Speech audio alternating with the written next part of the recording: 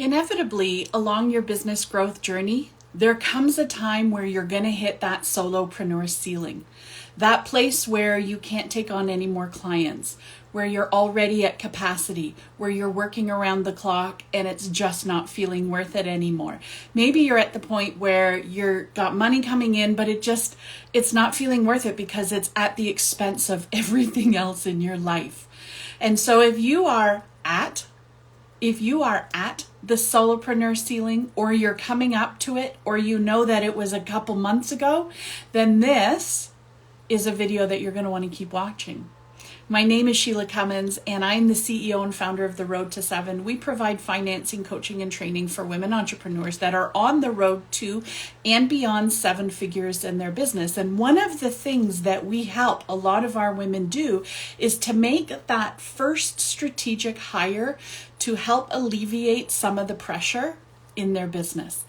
And, it's interesting. I think I've spoken to 6 women in the last 2 weeks about why they haven't hired. What is standing in their way of making that shift from being a doer to being a leader? And the answers are usually the same. It's actually kind of funny. I don't have the time to go and find someone to help me. I don't have the money to be able to pay someone to help me. Do you know what's so funny about that? Is having someone help you when you hire strategically, when you hire the right person. They are literally going to make you more money and give you more time. And yet we're not willing to put in the time and energy and money to find that person. You know what it tells me? That tells me that there's maybe something a little more going on. And one of the biggest resistances I see is that shift from being a doer in your business to being a leader, where you're leading your team to greatness so that they can help grow your business. And it sounds like such an easy and simple thing. Oh, I'm just going to bring on someone to help me do what it is that I do. But it's actually not that easy. And that's where I think that barrier to having somebody join you and come onto your team comes in.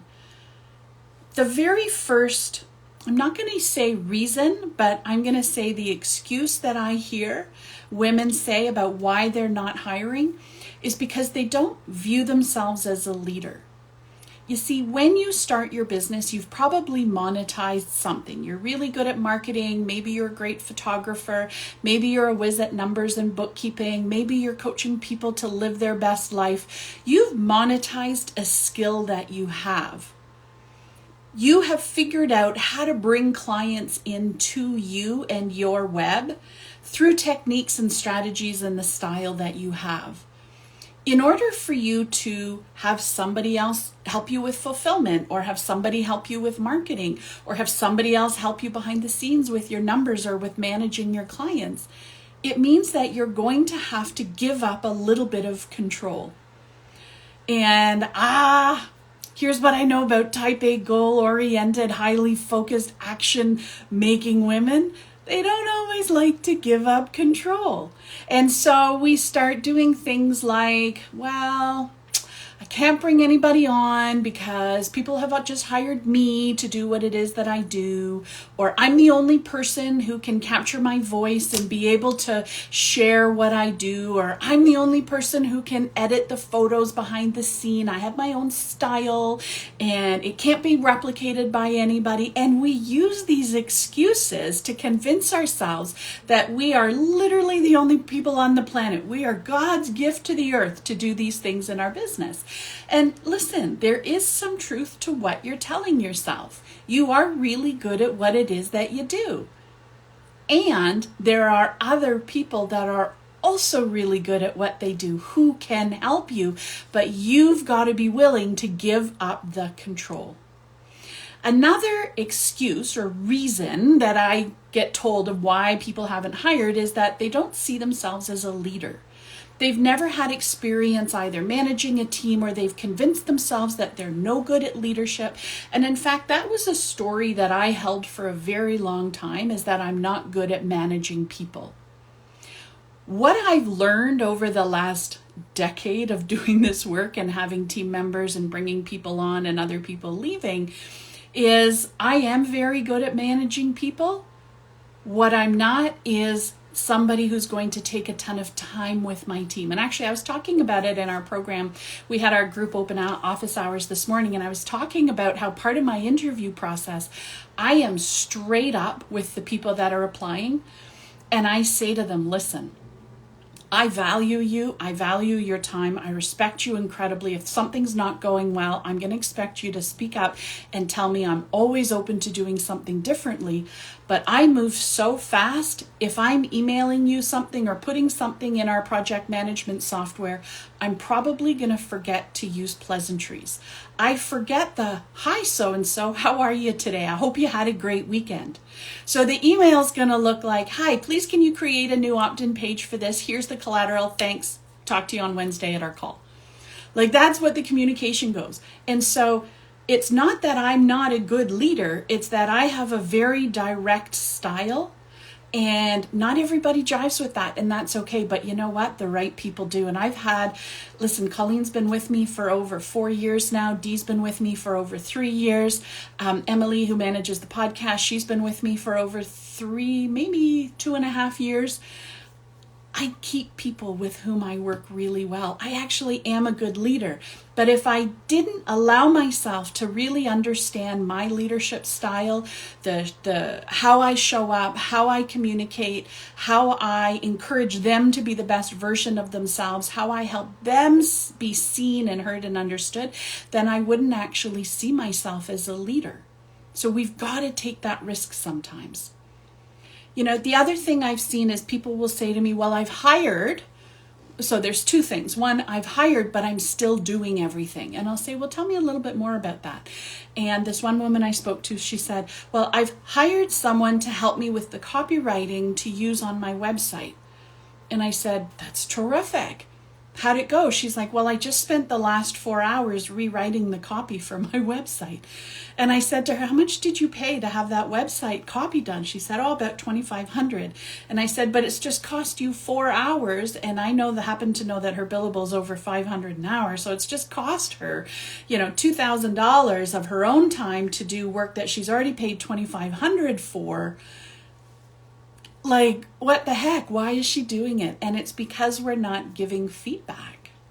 We are actually not enabling the people who work for us to do the job and have ownership and authority over that thing which we hired them for. If that copywriter did not do a good job with the copy, then we need to provide the constructive feedback in a kind, supportive, and direct way so that they can do better.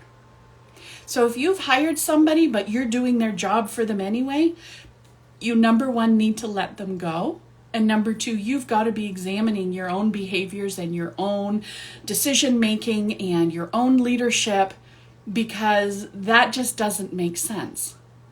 When you hire somebody, we want to hire someone who's going to make your business stronger, who's going to help make you more revenue, and who's going to alleviate some of the time pressure. In order to do that, we need to hire somebody with brains and chops who's really good at what it is that they do. That means it might cost you a little bit more money. I call it hiring up instead of hiring down.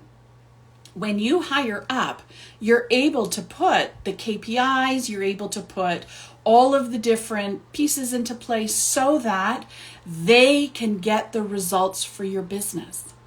That's leadership. And in order to do that, friends, you have to create time in your schedule to lead your team to greatness. So yes, it's an identity shift. A lot of people that I've spoken to, one woman said, well, I don't really want to hire. And once we sort of peeled back the layers of it, she said, it's because then I'm actually not as needed and important in my business anymore. And that's just not true. That is just simply not true. Because you, as the business owner, your job is to get results for people. And whether it's you who's personally getting results or it's the people on your team, either way, that's what a great leader does. And you are mistaking yourself if you think that people are joining your company simply because of you. They're joining your company because they want the results that you offer. Another reason I've heard people say, well, I'm not really a good leader, I'm not going to step in, it's not going to really work, is that they've hired in the past and it didn't work, or they hired the wrong person. Therefore, they've painted this picture that everybody's terrible. Yeah. No. When you're hiring, we want you to be leading a person who's in full alignment with your values, your vision, and your mission, who is really good at what it is that you're giving them full autonomy to have control over. And our job is to make sure that they're the right fit. We hire slow, fire fast. You've heard that. That's such a cliche. We hire slow, fire fast. We always start with a probationary period where you get to just sniff each other out and make sure that you're a good fit. You figure out your communication styles. You figure out your methods of communication. You figure out how you be sharing information, projects, how often you're going to meet, what happens at those meetings. And if at the end of that probationary period, they haven't achieved the goals that they had been hired to do, and you had done everything in your power to give them everything that they needed to be successful, then they're just not your person. But don't let that stop you from being a leader and hiring and growing your business. So how do we work around this? How do we step into those leadership shoes? Well, it all starts with a big vision. We've got to see what we want your business to look like. What is that end goal of when you've hit it? What does hitting it look like? And what are you doing in your business when you're hitting it?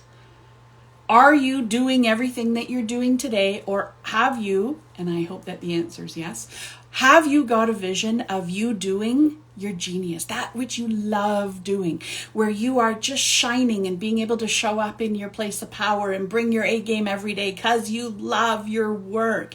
That is where we start, you being the leader.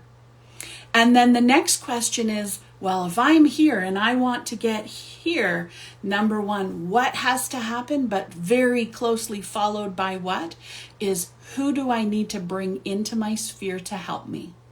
Who is better at ABC or can achieve this project that's going to help me get to that end goal? Who has a better skill set? Who is somebody who I love working with and I totally trust because I know they get results? Stepping into those leadership shoes sounds so easy. Oh, well, I just don't do my bookkeeping anymore and I'm going to, bring in a bookkeeper.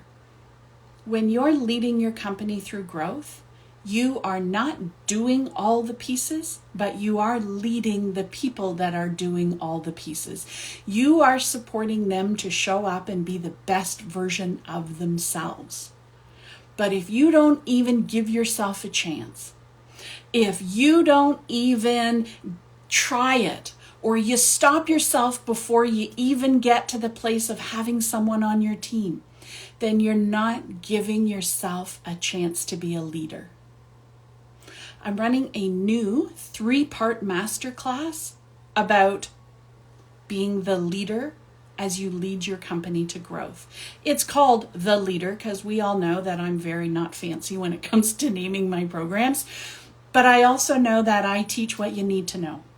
So in The Leader, it's 3 days. It's May 23rd, 24th, and 25th.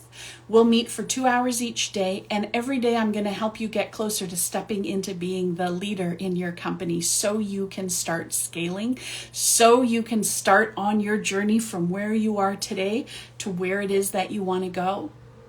Where you are today is beautiful. It's amazing that you've done what you do. And you don't have to stay there.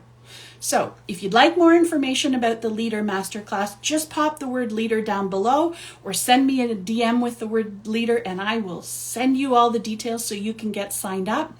If you know somebody who would benefit from this workshop, from this 3-part workshop, please could you share this video with them so that we can get more women to the table. The more women that we have stepping into the leadership role within their companies, the more companies we are going to see start to achieve some financial success. The more companies we see achieve financial success, the more women are shifting to profit.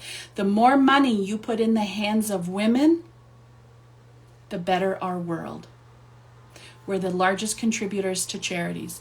We take our money and reinvest it in our friends and our family. We provide incredible opportunities for those who rely on us.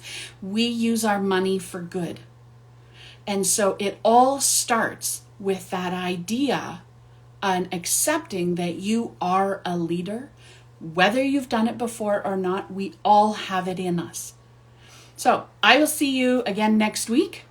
If you'd like information on the leader, just pop the word leader down below, send it to me in a DM and I'll get it to you. And I will talk to you very soon.